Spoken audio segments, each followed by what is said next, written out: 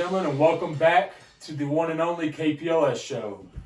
What's up, Land Shark? How you doing? Not much, Panda. Hey, listen, brother, we got an excellent show coming at y'all today. We're gonna talk about Very exciting. Very exciting. Very exciting. And now there's a lot of talk about the end of times. Yep. Hell could be freezing over because we agree on a science fiction movie. Yep. That don't happen. It ain't happened recently. Exactly. Because you was a huge fan of Alien Earth. I tried it. It's a little slow for me. Yep. It's hard for me to get in the series if they'll start quick. But we watched Predator Badlands. Amazing movie. Great movie. Amazing official crossover into making Aliens and Predator officially canon. Making things real. Getting us involved in the Alien Predator lore even farther. So we want to talk about that today. And then with that, leading into some real world activities, some real world application, we are going to talk about bushcraft. Yep. Because, in the flick, it's on commercial right now, but the flick right over my shoulder, that's going to be playing throughout the episode, 1987's Predator, starring Arnold Schwarzenegger as Dutch. Bushcraft is what got him through in the end. Yep. Adrian Brody, 2010. Yeah, 2010. Predators. Yep. Predators. On the alien planet, what got him through? Bushcraft. Survival tactics, survival skills. Our man Dak in the 2025 Predator Badlands. Panda, what got him through? Bushcraft.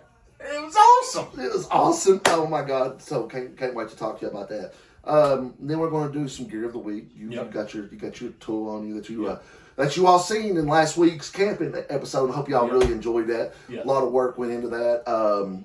Thanks for all the likes and all that. We appreciate y'all out there pushing it. We're up to 120 now. Should be 121, 22 at the end of the day. I said at 200 because we didn't think we was going to get to 50. This all started as a joke, and we're getting better. We're not doing this for money. We're doing this just to we get to meet, talk, and then it gives a reason. Do the things we love. Do the things we love, right? So we're going to go ahead and get into it. Talk about the 2025 Predator Badlands before we get into some real stuff. Yes. So right off the rip, man. Just tell the folks about this excellent movie. It don't tiptoe into it. No, it is not a slow burn. It is straight into the action. Straight into the action. Straight into awesome Yacha sword play. We have never gotten that before. And the weapon, obviously, so this one is based in the future. Yeah. So the weaponry that they're using is it's more, obviously it's always plasma based. Yep. But this was plasma based swords. Exactly. Jeez, man, they could work them, boy. They were tough with them. Like Panda was saying, straight out the gate. Straight out the gate, straight sword fight. Straight sword fight. Deck and his older brother, Deck, is your star of the movie. Although there's some scene stealers that we'll talk about. Yep. There's some scene stealers. My wife fell absolutely head over heels in love. I don't know what a casket is. I don't want to bring one on my property. Nope. My wife finds one. The white woman's bringing it home. Yeah, exactly. And I don't know why I'm going to feed this thing, but anyways, if you haven't seen it yet, it's one of the creatures on the Badlands that are the planet of death, right? Yes. And so the movie is very kind of still new. Yes. I don't want to give too many spoilers out because I don't want to be that guy. So this is going to be spoiler, but not spoiler heavy, right? Yes. The fighting. It's amazing. It's choreographed great. Yeah, absolutely. And the first fight with Deck and his brother, man. And Deck's kind of the runt. Like his brother's a monster. Yep. It's a monster, regular size predator type, what you would think a Yacha is supposed to be. Mm-hmm. And they was just still getting into some epic play. Yep. And so I got a friend that watched it, and he's like, dude, I didn't know what they were saying, but I really didn't feel like I need to because for some reason his didn't have the subtitles, the Yacha subtitles. Yeah, you didn't really. Now, I want you to say that here in a second, what you said off camera. Really didn't know that you needed to know what Yacha was saying, but what'd you say? I never knew I needed it until I heard it. I didn't need have a Yacha talk shit to you in the middle of a battle. I needed that. And they did, and Deck and Deck's. Like this is the way he carried himself, and the way that he would say things. Like when he met the Whale and Tony robot, it was cut in half, and she was talking about going to find her sister, and he's like, "And your legs." This is hilarious. And you. This is the way it comes off. It was really good. But when he goes, easier to walk now. He goes, yeah, it is. No, easier for me. not for me. But you still get your absolutely awesome Predator growl. You still get Yautja being Yautja, but there's some subtitles that go to it, and it's really, really. I think it's finally neat that we got to see what how Yautjas actually work together, how they act as a society, how their actual clan, but how their clans and stuff work. Right. Yeah. And how absolutely. How even I didn't really know I needed to know about it until I saw it. How does actually family structure work? Right. And I didn't didn't see that the way that the clans break down. Yeah. And they kept it lore based. And the stronger is the honorable. Yeah, and I mean that was kind of the problem with Dick. Yeah. That he was the runt, and we won't say what all happens at the beginning because I mean, like you said, it's right off rip into a fight. Yeah. Now they're just kind of training because the big brother Quay he's a big brother, man. He's wanting to take care of him. He's trying to teach him things, and it's awesome. So it goes into them kind of training, really. And he's getting ready to go for his hunt to get his cloak. Yeah. Deck is, and he's wanting to pick Kawhi's wanting to pick someplace he could be a little bit safer, but still get it. And Deck feeling he wants to be able to earn his hunt and not be where he will inevitably fail. Yeah, and Deck is just the opposite and wants to pick the planet Death. Well, the Death planet, which he ends up at. Yeah. Well, as you know, he hates his father. Right, absolutely. I mean, so and that you'll get that dynamic, like we said. We won't put too much out there. You'll get that dynamic, and so I want to ask about the casket. Okay. The stealing scenes. The callus, yeah. The callus. I'm sorry. Yeah. I don't because you'll figure out the whole thing. So without too many spoilers. What did you think about it? It was neat, wasn't it? It was a neat dynamic, and it's like I've been saying like in previous episodes, when a company starts becoming more of a monopoly and starts buying up every production, you're going to get these kind of Disneyfications of films, and that's fine. Right. Sometimes adding that little Disneyfication comedy in some sections really makes a film lighthearted and more makes it a little bit more enjoyable. Yeah. So you create a little baby creature for you. And create a dynamic with Yautja. I mean, you had a buddy cop film with Yautja for a few minutes there. It was adorable. My wife watches The Predator. She likes this one, and then she likes AVP. But she really got into this movie and was. I looked over several times and she didn't have her phone in her hand. She was watching it. I was like, oh well, she's digging it, and she really was. So there's that really cool dynamic. But what we'll get into that's going to lead us into the real world application today is, as we said, the Arnold, the Adrian Brody, decking his bushcraft at the end of it. Yeah. So pretty amazing. We will say he loses some of his tools and has to make stuff. And tell them about the shoulder cannon.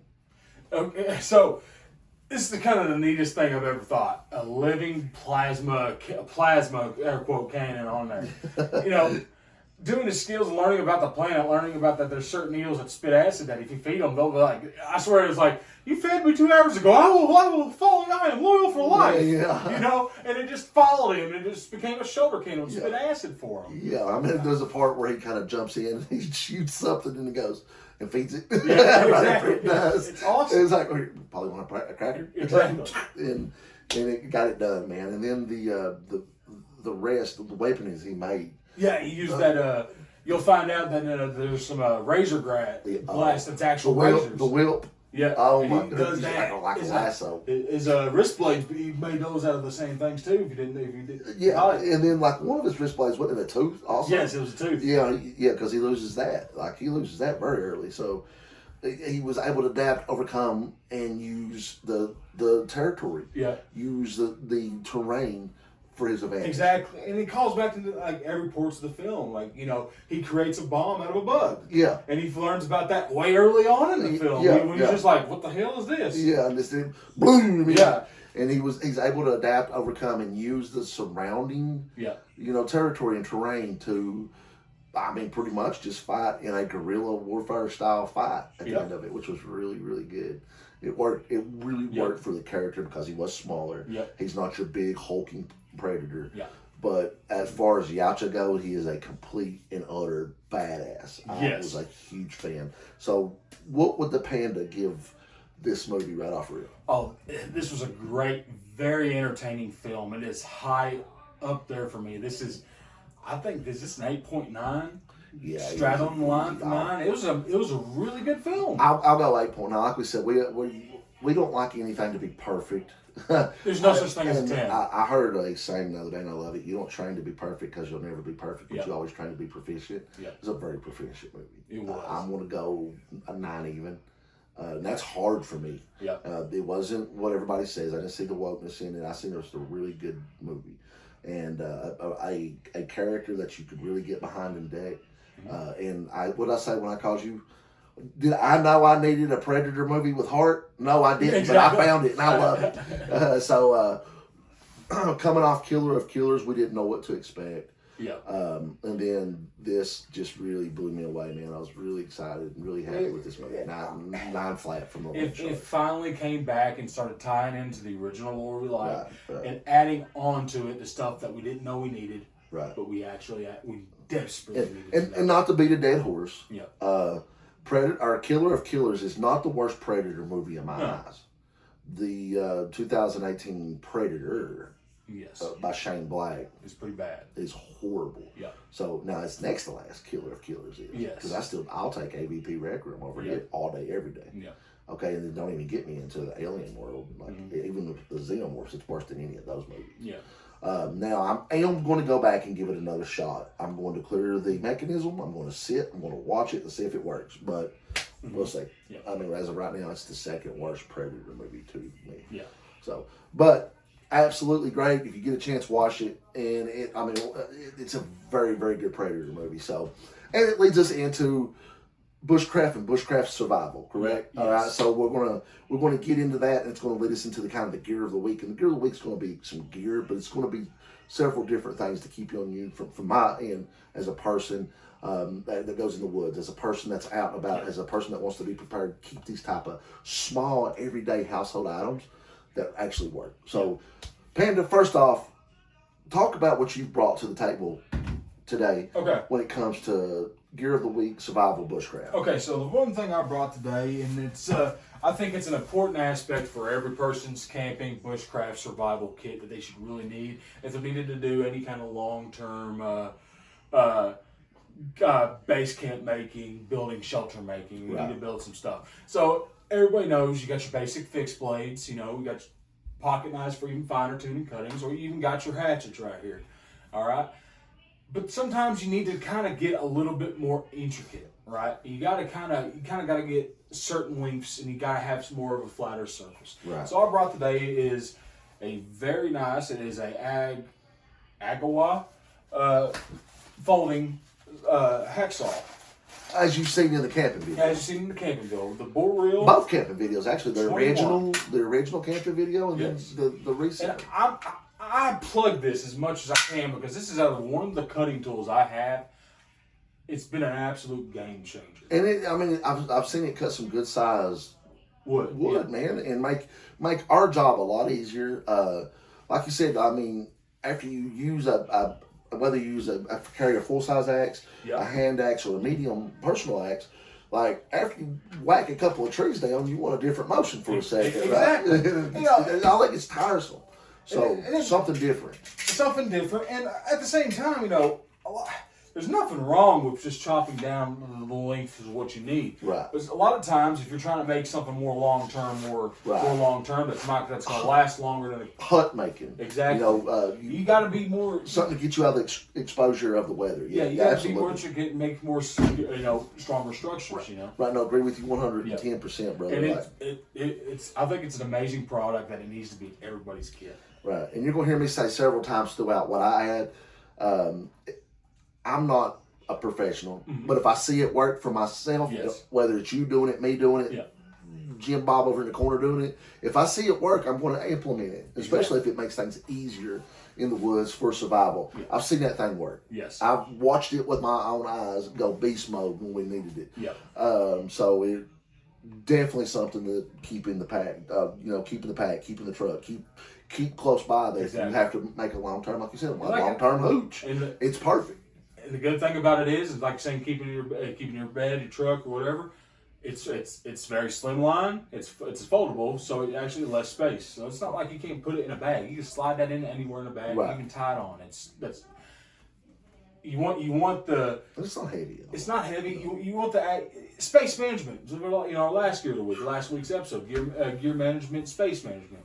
If you got something that can do the work, but also take up less space, it's something that's valuable. Which the Land Shark is absolutely novice at. Yeah. I'm getting better. Although my safe everybody brags on my safe. Yeah. But that's the only thing I can keep clean. My wife gets on to me. I'm horrible for about folding clothes and all that. Space management's always been a weakness of mine. I wish I could get better at implementing it and get better at, being able to do that part of the survival prepping lifestyle. Yeah. Because it's like we talked about. Yeah. Neither one of us can pack a backpack. No.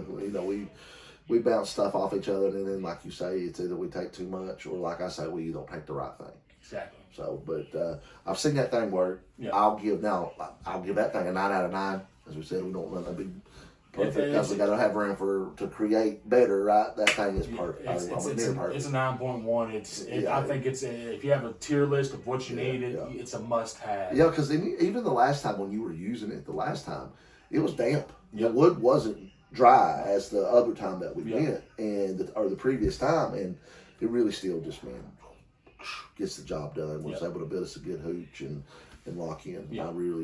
That's a tool, piece of equipment right there. So, all right, now for the Land Shark, what he's going to bring you, I want to bring you several different items to keep. So my gear of the week is going to be fire starting equipment. All right. First and foremost, you don't want to survive; you want to thrive. Exactly. Whether you're a smoker or not, it just makes sense. If you're an outdoor person, if you're a survivalist, prepper, whatever you want to list yourself as, lighters, man, lighters. I guarantee you, you keep a lighter, whatever, run your mouth about it. I guarantee you take one of these back and show it to a 17th, 18th century frontiersman. I'm carrying pocket fire. They're going to say, leave it. They're going to say, let's use it. All right, I always make sure you got a good fire starting lighter. I brought the big, and then I brought the clear kind. I just wanted a different variety. So I always keep a good lighter on me and something else. And these are just some of the kits and things I got from the kits around my house, right? One thing I'm really going to push is fire starting plugs. Now these ain't the real time. There's some stuff in here that I'm not going to pull out because it's like my man Tyson Rails over there. This is like a fire starting made kit that I have. There's a few odds and ends, miscellaneous things in there, but got this from Bigfoot Bushcraft, so it's really perfect for the show, right? And by the way, just let me go off. Did you get the cryptid encounter I sent you? Yes, I did. Okay, so we're going to get back to that. We got a full cryptid episode coming to y'all. Okay, but fire plugs. Yep. Keep fire plugs in there, and even it shows you how to do it on the back, real simple. Break them down. Once again, I'm bringing things to you. I'm not a professional. We're not sponsored by anyone. Nope. This is things that I've seen work. So good fire plugs and fire wicks, man. Good fire wick rope. I don't know if you've ever used them. Yep. They burn forever. Good for a low key fire. Get something, If it's not a real damp night, these are perfect. Even if it's a kind of a damp night, they get the job done also. So they make really good tender, good kindling to start off with. So here's something I'm going to get in. You can see there's several different things. Always. And now I have some in my actual 3-day bag, my actual attack pack, the camo one. Yep. Excuse me. I actually have waterproof matches in there. Yeah. So I didn't want to go dig it out and all that, but it's in that pack. But always, the thing of matches, man, they've worked for 80, 90 years. Yes. Probably longer. I don't know how long matches have been around, but they got the job done. And they get the job done. Keep a thing of matches around just in case, okay? Excuse the Land Shark. And always have, like I said, you don't want just 1, 2 things. Yeah. 1 is none and 2 is 1, so 3 is 2, and you always need more. I keep a good ferrule rod on you. Now this one's just kind of a little generic one. I had it an old kid. I just wanted to pull it out. That way, you could see. Keep a good. I don't even think this is a good. And that's what I'm going to bring out there. There we go. Now we're getting somewhere, right? Yeah. So It's just a little generic one to keep, but get you a good one. I got good ones in my packs. I just wanted something to come out for a visual. Keep a good ferrule rod on you. That one, actually, that's the first time it's ever been struck. So, but if you wasn't struck it with a good blade, and that's what I'm gonna get to in a second, keep a good ferrule rod on you. And something else I like to do is a little bit of a cheat for tinder. You can feel that's paper towel how hard that is. Oh yeah. And I've actually seen this back work. to that. Yeah, and I can't remember who it was that told me. Okay, so it was an old timer. He kept them in his pocket. You could that's paper. That's a paper bag. Feel how stiff that is. Yeah, that's stiff. It's almost like wax, right? Yeah. So he had me mix up. It was a couple of, I think it was not gasoline. I'm sorry. It was lighter fluid and oil. And I just soaked this thing, right? Yeah. Soaked it in oil, and I got out, let it, fold it up, let it get hot. That way it fit in my pocket. It burns real slow, and it will burn in any temperature, any type. I've watched this work. I swear by this. I keep this on me. I've had this one for a while now. That's why it's good and stiff. And the longer you keep them, actually, the better they work. Yeah. Okay, so that's another little good thing. Tinder right there. Yeah. Household. I mean, every house probably got some lighter fluid. Okay, you got motor oil in the garage or around. Just let something soak up, then put it in a good Ziploc bag, and that's what I keep most of my stuff in. Is a good little Ziploc bag, and it makes a really good tinder. Household stuff. That just brown, local Papa John's, and it's stiff as a board, right? Yeah. Same thing. Burns great. Burns great. That's Papa John's paper towels. Some more. There's different kinds. So the pink one burns in anything. Okay. They call it Snow Glow. I'm sorry, was the name of the company. Does really well in cold temperatures. I try to keep them. Yeah. Does a really good job. And once again, man, those are just a different brand, different type of fire plug. Keep that. And something household that I never knew, and I've been around Bushcraft all my life, so now I keep this. I keep a lot of these. Yeah. I've got these all in Ziplocs throughout all my to-go bags, all my camping bags, things like that. Went and bought a cheap bag of cotton balls, right? Yeah. Then took said cotton balls and put spoonfuls of Vaseline in said cotton balls. These will burn forever. And this is something around the household that, whoo, boy, it's greasy. This is something around the household that you can keep. These burn awesomely. Yeah. In anything. I don't know. Have you ever tried that experiment? I've not tried that. They will go straight up, dude, and then burn. I keep a bunch of them. This is just something I made the other night for the show. Cotton balls and Vaseline make a really good tinder, good kindling to get it started. All right. And then something else is duct tape. Keep a lot of duct tape on you. And then in Bushcraft, always, now this ain't one of my bigger knives. You've seen this on the camping episode. Yeah. This is the one I'm using in the woods right now. The wife got it for me. It's good Damascus. I mean, you said yourself it's very sharp. It's light, but you can see it's already getting worked. Yeah. I've been working with it around the house, doing some things with it through the week while I've been throwing some training stuff in. Yeah. And just outside playing around, honing a few crafts. Really, really works. So you got to really keep a good knife on you when you're into bushcraft, okay? So that's just a few things the Lance Sharp brought. Yeah. It gets the job done. You got to have ways to start fires. Exactly. I mean, that's outside of shelter, fire, force protection. Exactly. If you have fire, you can make force protection, right? So, I know one thing. Y'all watch that. If we didn't have that fire to burn that food, that stew the other night, we wouldn't have made it, right? So it's all about, bettering your situation and good fire starts. And you brought up a really good point when it comes to this. Take those with you. Yeah. Oh, sorry. Take those with you. But don't rely on just one one thing to do what you want to do. One of one is no bueno. Exactly. One of one is no bueno. And on a good list, the big lighter is 99 cents. Probably another $1 or $2. Yeah. It's not too expensive. You can gather up. I mean, yeah. Just you never know what you're going to need a good lighter for. Yeah. So like you said, you just 99 cents. Walking to the Dollar Tree. I think I actually bought this one in the Dollar Tree for less than $1. Yeah. The matches, bought them in Dollar General I got 25 packs for I think under $5. It was like 3 and some change or something like that.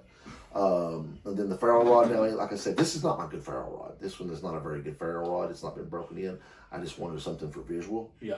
So good ferrule rod, man. Can't go wrong because it can get it wet, dry it off. It still works, and it's good piece of metal, right? So we wanted to do a good episode on Bushcraft, talk about that movie, Yep. putting some content out. I know my man, I've seen him a couple of times. He's had a rough work week. Yeah. Rough work week. I've had I don't know, my work week went okay this week. I was sick at the beginning. Must be nice. Yeah, my Monday and Tuesday, now, I won't lie, I got sick, man. Yeah. The wife was sick. I caught whatever she had trying to be a good husband. I fall short there sometimes, you know. I was trying to help out, and next thing I know, I'm not feeling good. It's actually Sunday into Monday, and then I got sick Monday and Tuesday. Really struggled there a day or two, but, you know, was able to bounce back. Had, you know, get some training in this week, working out this week. My man, I want to talk about this before we get off there. Okay. He's getting ready to make a jump. I am. So this is one of my little babies I carry around. I'll go ahead and hold this up, folks. This is the Glock 43X early edition, and it's not got the Picatinny rail, and it's not MOS, but it's a different type of concealed carry for me. Yeah. And you know, it might be my third gun that I've got on me. It might be my second gun I've got on me. And then also, like, if the wife gets tired of carrying hers, she will throw that one in there and carry it on. Like that's why you got that 43X. And hold on, when she gets back, you can play with it a little bit. Gotcha. So you're gonna jump into the Glock family. Yes, I am. I finally decided to grow up. I finally decided I need to start getting some more practical use stuff that I want to use for my everyday instead of. I love my Kimber. I love my 357, but I know they're hungry men. That's a sweet. But I also, you know, I can't be carrying a big hog leg on me 24/7. And those are winter guns, man. Exactly. Those are winter guns. You need a summer gun. You need a summer gun. Exactly. You know, like I said, I told you I wanted to treat myself. So, you know, I've been looking. I mean him to like almost the whole week. Have I not sent you a text? What do you think about this? What's this? You know, this is what I'm looking at. Yeah. This And he was one he asked me about the PSA dagger, and I'm not my actual go-to AR is a PSA. I don't care what anybody says. I've worked on it. Yeah. You think it's a damn looking gun? Yes. I might have it on here one day. I might not. This ain't it. This is just this is actually. I will give this out since we're talking survival a little bit. This is my truck gun. You know, that's it. That's the one that's in the truck. I just had it in here. I bring it in through the week or through the weekend. That way she can get in the house and you know, whatever I need to do, I'll wipe it down and put it back in the truck for the week or whatever. You know, or maybe it's not. None of your business. But anyways, I like that gun. But you was asking me about the PSA daggers, and not against the PSA daggers. I was like, dude, this is going to be your EDC. Get something that's tried and true. Get a. I mean, and I wasn't actually just saying Glock. We were talking SIGs. We were talking. You know, we threw a couple of different. I looked at some SIGs and those MB shields. And stuff. Yeah. I mean, we threw a couple of different names around. You know. Which is funny because when our whole group, every time it's like, all right, so I'm jumping the gun, I'm pulling the trigger, I want to go get something. Yeah. This is what I'm looking at. Then, here, you shoot me back at this. And then it's like, you know what? I just got shot back at these two ones as guys. And this guy's wanting to look at this one. This guy's saying this one's on. I know. It's like, oh, what am I looking to get? So, you know, I think I pretty much nailed it down. I think by the end of this summer, I will for sure get me. I'm going to get the 43X MOS. I want to be able to put a Holliston red dot. I've already decided on the Holliston I'm going to get on that. We'll talk about that. I'll talk about that when I get there. Yeah, we'll talk about that when we get there. But yeah, I'm excited.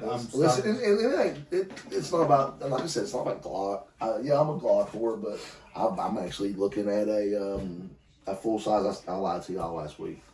I said I wasn't going to buy no more guns, and I'm just going to buy ammo for a while. Anytime I get offered a gun, it's like drugs to me. Had a gentleman reach out, and we will go to the gun store if this is what I want. What do you think about that? Ooh, that's pretty neat. 2.0 M&P. I mean, just to put in the safe and have, right? I don't know if y'all can see it. I'll try to show it to y'all. Boom. Not a bad looking little pistola. Not a bad looking little pistola. If you could see it there. You know, it might make its way home because my grandfather was a big Smith & Wesson guy, but he liked the revolvers really, really well. But they got the job done, right? Yeah. So it wasn't just about the Glock, you know, but that's where you landed. Yeah. You landed there. That's where I'm landing at. Yeah. Okay. And getting MOS. I mean, man, there's just something about a red dot after you shoot with one. Yeah, exactly. It spoils you. Mm-hmm. Once you learn how to get your sight picture up, you know, it's unreal. I love it. So you're going to make that jump and come over to the semi-auto compact side. Exactly. Instead of full. I've been saying it for years. I'm thinking about it. I finally hit the point where I'm ready to jump. I'm ready to pull the trigger. Right. I'm ready to get something. Now, not literally yet. not yet. But it's coming. Like, and I mean, and the thing is, man, is like the word that you mentioned that really is the most important thing is practicality. Yes. And real world application. And Exactly. we get in this to play. I got guns in there. Just I use just for the land shark character, right? Yeah. That AK or that AR platform that shoots the AK 7.62 by 39, the Radical Arms that was out here last week. I basically bring it out only on the show. I've taken it and shoot it some. Every now and then it might go on a deer hunt with me, but it stays put up for that. So we play around. But we got our real world applications also. Yes. And then that's a real world application. Yes. I think you're going to be real happy. Yeah. We're going to actually sneak off here. You won't get to see this because we're going to a place where one of my buddies, we're going to go shoot. Let him run this a few times, and I want to put some things downrange. But it's one of my buddy's house, and I'm not going to put him on camera or nothing like that. I'm not going to put his place on camera because he's like me. He's a very secretive guy, but he's going to allow us to come and shoot. So we're going to get off here while we still got some daylight and go put some work in. All right, man. All right, brother. Love you, man. Hey, listen, we love y'all. We appreciate y'all. Get out there, train. Get out there and make yourself better. Get out there and protect yourself, okay? Because you never know what's going to happen. Get out there and prepare. Get yourself ready for some things and enjoy your family. Yeah. Have some fun, right? That's what it's got to be all about. Hey, listen, this is your man, Land Shark, and as always, it's better to have it, not need it, not have it, so you better go grab it. This is your boy Kung Fu Panda, and always remember, you ain't got time to bleed. So keep on moving. Rock and roll, y'all. Love y'all. Woo!